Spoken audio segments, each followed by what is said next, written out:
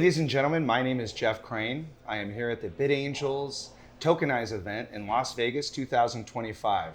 We are literally at the old Mike Tyson mansion where tigers used to roam.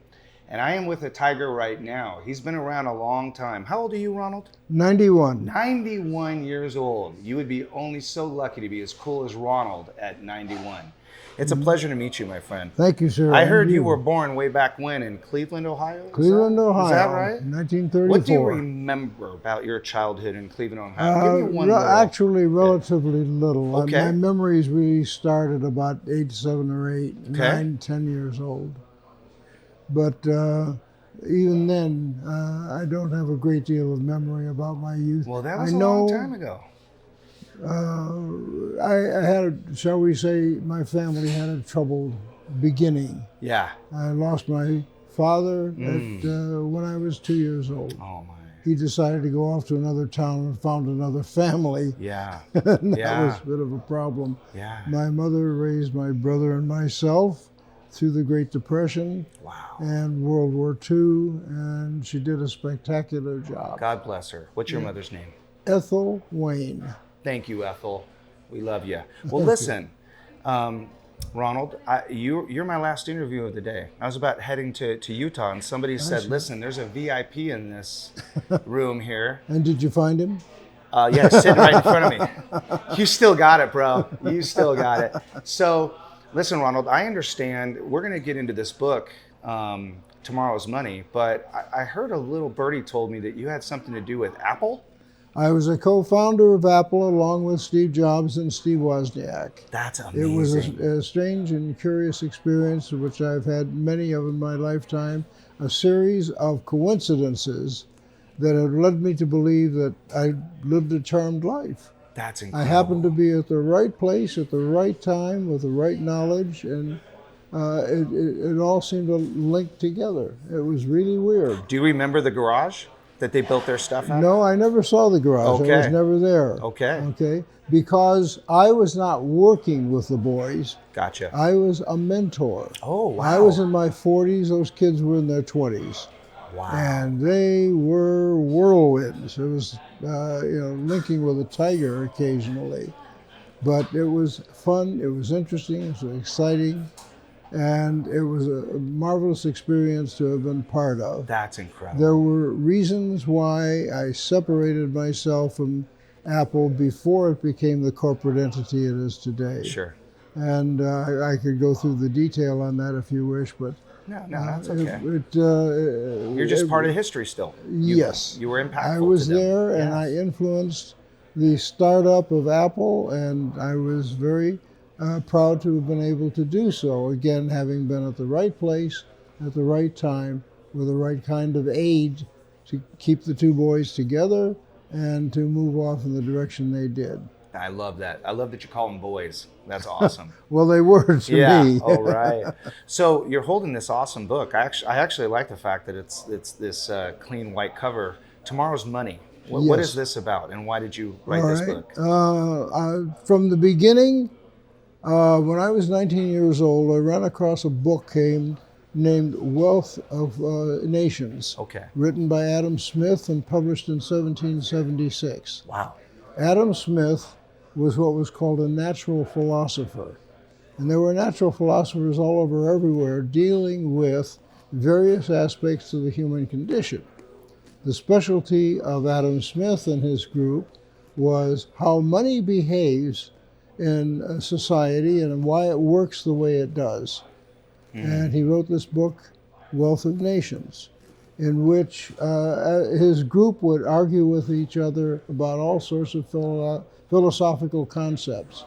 But the one thing that they all agreed upon, and appeared prominently in Wealth of Nations, was the fact that any country that goes to fiat money will suffer monetary inflation, monetary collapse, and potentially governmental collapse as well.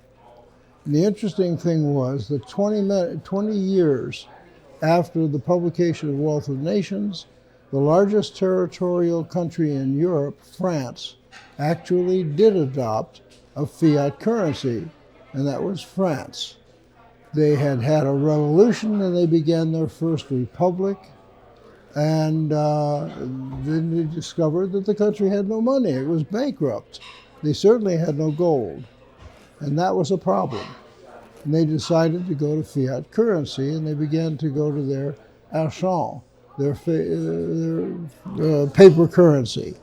Paper currency without precious metal backing.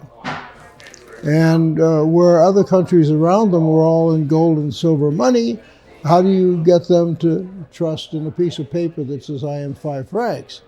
And they responded by saying, well, there's no problem. We'll back our currency with the value of confiscated land. That really didn't work all that well. And within, I would say, a year and a half, they had a monumental inflation because every fiat currency that's ever been tried does the same thing.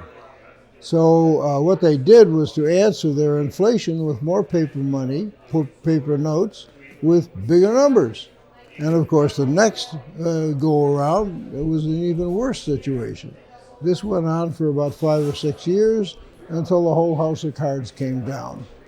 And even Robespierre at that point in time, who had been one of the founders of the revolution, their first republic, wound up on the guillotine. Now, often the wing... Did you say the guillotine? Oh, yes. Oh, wow. Yeah. Wow. So off in the distance was Napoleon, who watched all this. And he became very contemptuous of fiat money. And when he worked his way into becoming Emperor of France, the First Republic, was the Second Republic, actually, he determined almost as a first statement, hereafter France will pay its debts in gold or not at all. Well, the problem was the French didn't have any gold. Well, that's all right. We'll pay our debts with Sweden's gold and Finland's gold and everybody else's gold. And he proceeded to go out and conquer Europe, which worked out fine as a tactic until he tried to invade Russia in winter. Right. He took 1 million men into Russia and came back with 100,000. And that was the beginning of the end of the Napoleonic era. Right. So that's how that all began. Well, the part that I found interesting, I learned a great deal from Wealth of Nations, but most significant of all was stay away from fiat money. Okay. Well, what happened here at the beginning of this inflation happened as a consequence of World War II, which happened to be the most expensive war in human history. Well, there were 43 Allied nations in the U.S. fighting the fascist states. And the problem was that by 1944, we were winning, the Allies were winning, but at the same time, half of these Allied nations had already gone bankrupt. And the line was very simple. No gold, how do I continue the war? How do I fight the war when I don't have any gold? And they decided that they couldn't afford to lose 15% of our fighting force. We had to do something about this. So they set up a convention in Bretton Woods, New Jersey in 1944. And 730 representatives of the Allied nations in the U.S. attended that event. And after considerable debate over a variety of possibilities, they finally decided that the only solution to the problem at that moment in time was to abandon the gold standard. That enabled these countries to continue printing their paper money without need for hard currency, silver or gold basis. Yeah. Okay. It was the right decision at that time under those circumstances. But I prefer to think it was a mistake rather than a determined idea. But they failed to put a sunset clause on that decision. What would be a sunset clause? A sunset clause would have been so many years after the war is over, return to the gold standard. But they didn't do that. And as a result, the whole world is on fiat money. And there isn't a single fiat money in history that has not inflated itself out of existence. Not one. So what was the natural result? That discovery in the beginning really was fascinating, along with all the information that I gained and understanding that I gained about the nature of money. But it didn't all fit together yet. Not until 1968, when the United States repudiated the silver certificates, the promise to pay silver, and refused to redeem silver certificates anytime more. That was it. Game over. It was game, set, and match. That was an indication to me in 1968 that we were in big trouble. I had no idea how long it would take, but it would be a flaming disaster. Well, welcome to the flaming disaster. So this is where that fiat currency produced this hyperinflation that we have today. It didn't bother people much for most of this time, except for the last 3 or 4 years when we get into the knee of the geometric curve. And we have passed that point, and we're now heading for the ultimate crisis. Okay. Which is that in a matter of 3, 4, 5, 6 years, the world's paper currencies, every country's paper currencies, fiat money, will turn to dust. How many? Say that again. All within 3 to 5 years, I would give Okay. it. Okay. Okay. All the fiat currencies will fail. Okay. And what are you going to do as a result? How are you going to get out of this? Because if you suddenly lose buying power all over the world at the same time, Yeah. people begin to be unable to pay things like the electric bill. Yeah. And when enough people can't pay the electric bill, what happens to the lights electric? go out. The lights go out. And try Yeah. to imagine a civilization in which you do not have electricity, no heat, no light, no energy, no communications, and you have the makings of the end of civilization as we know it. Wow. It's an old cliche, but it fits the situation. So let me ask you a quick question Yes. here then, Ronald, because we want people to read the book. Yes. So we want to tell them about the whole book. Well, What- what's in this book Okay. is the evidence and the proof of what I'm saying I throughout. see. Gotcha. All right? Okay. And the reason I It started, supports your Right. hypothesis. I tried for 50 years to get the world to understand what was coming because it was clear as a bell to me. Yeah. Among other things, when they took the world off the gold standard, Yeah. for the first time in human history, silver and gold stopped being money. And that really began What to did it cause turn a problem. into? Just Commodity? commodities. Right. That's right. One of the commodities that it was, the silver was silver, and silver was going up with everything else. So that by 1970, the price of silver had gone up so high that no country in the world was striking silver street coin anymore. All right. Now, what happens when a country stops striking silver coin and starts producing slugs? Well, what happens is something called Gresham's law. Okay. It's an absolute law of economics. Okay. When you have two currencies, one based by substance and the other based by faith, Okay. right? What happens under those circumstances, you have a situation where somebody wants to buy something for a quarter, and they look in their palm, and there's a silver quarter and a slug, also a quarter, and they'll both buy the same thing.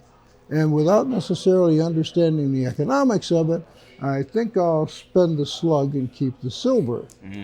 And within 18 months, after 1964, which was the last year they struck 90% silver street coin, within 18 months, 90% of the billions upon billions of silver coins that filled this country had vanished from circulation.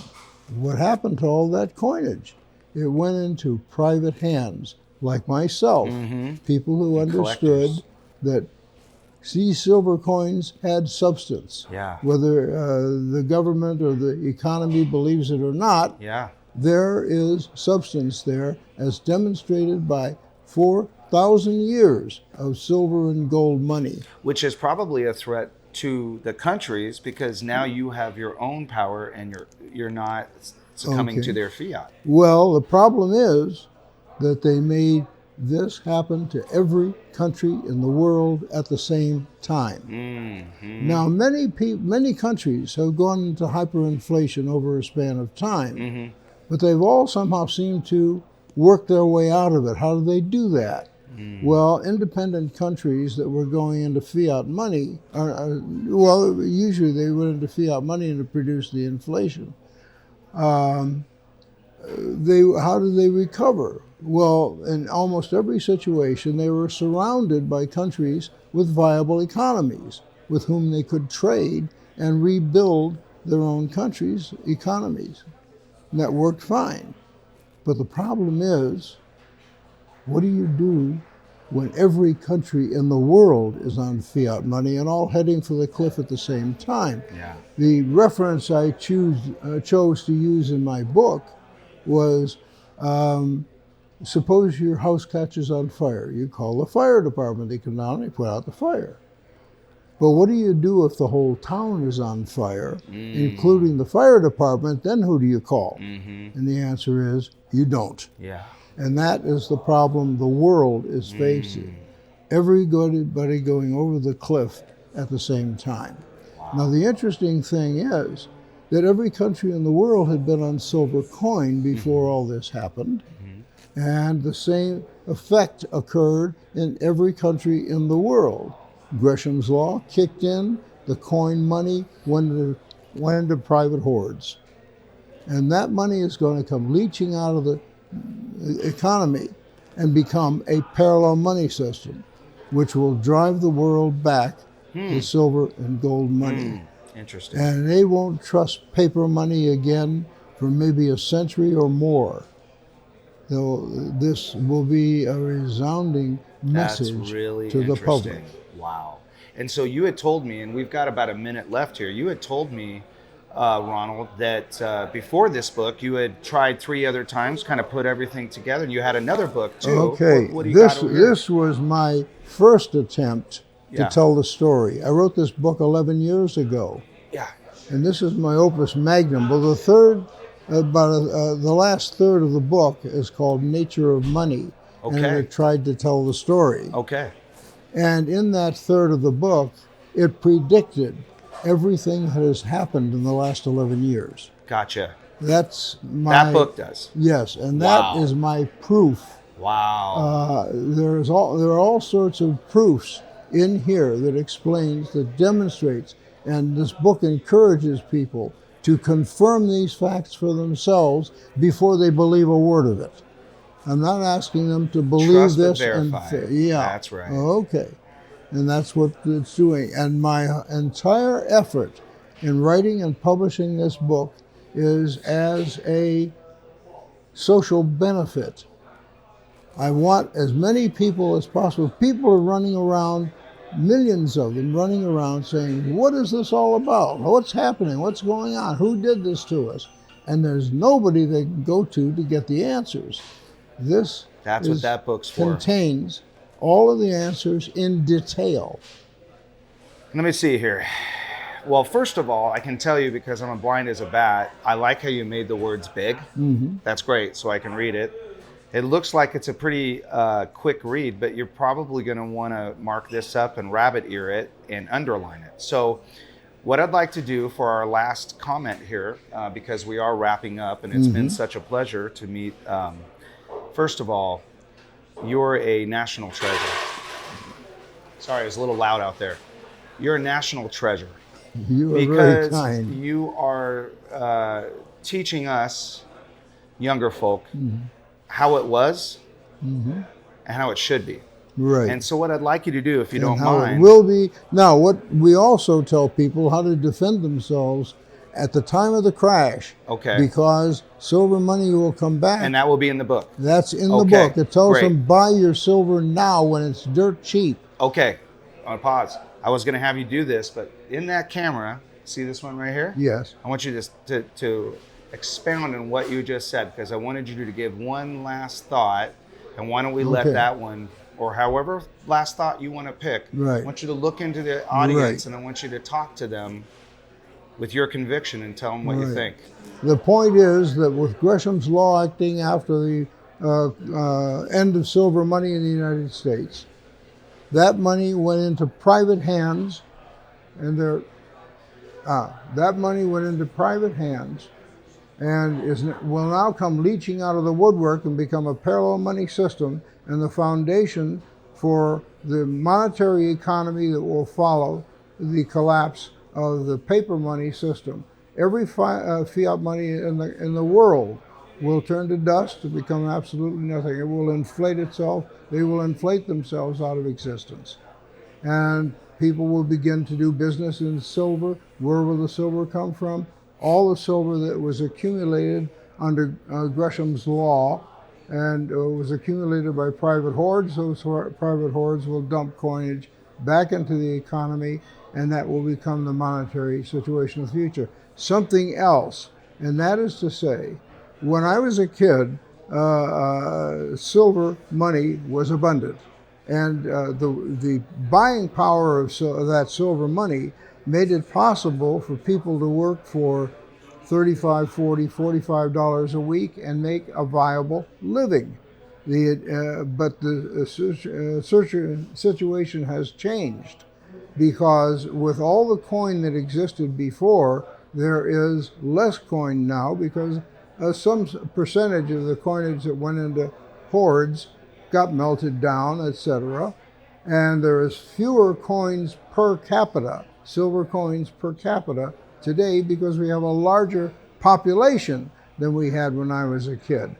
That adds to the value of the money, because there's less of it to run the economy, and prices are based on another law of economics. That is supply and demand. Supply means everything in the country in terms of goods and services that are for sale. Demand is the amount of money in the society. And when you shrink the amount of money, the prices of things go down, because there's only so much money to run the entire economy. The problem with fiat money is the presses are running day and night, and if they're not running fast enough, they'll build more presses. And this is true of every country in the world. Wow. And this is the fundamental cause of your inflation. Inflation is not the prices of things going up. It's the buying power of your money and your savings going down, because once you print a unit of currency and send it out into the economy, there's no way to uncreate it. And it simply accumulates and accumulates and accumulates. The money supply goes up and up and up, and therefore its buying power against the economy's materials and whatever is being offered for sale, that is the same. It's fixed. And the buying and the quantity of paper money or fiat money goes up and up and up, and is therefore less and less valuable as it goes along, until finally it winds up worth nothing at all. Wow. You know what, Ronald? You are incredible. Where have you been all of our lives?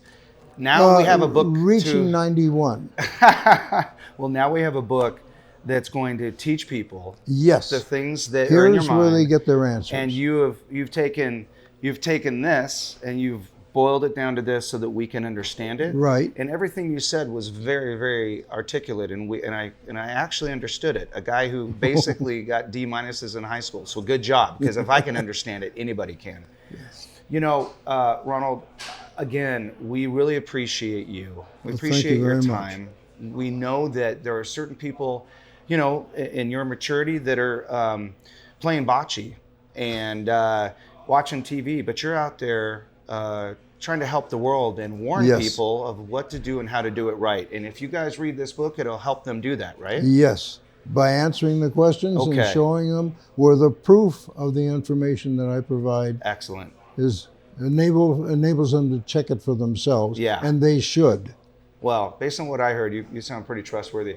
Ladies and gentlemen, it has been such a pleasure. This was such a surprise. And Ronald, it was so great to meet you, my friend. And thank you for the opportunity Thank of helping me get this message out. It's our pleasure. It's absolutely Vitally our important. pleasure. Okay, thank you, my friends. Thank you.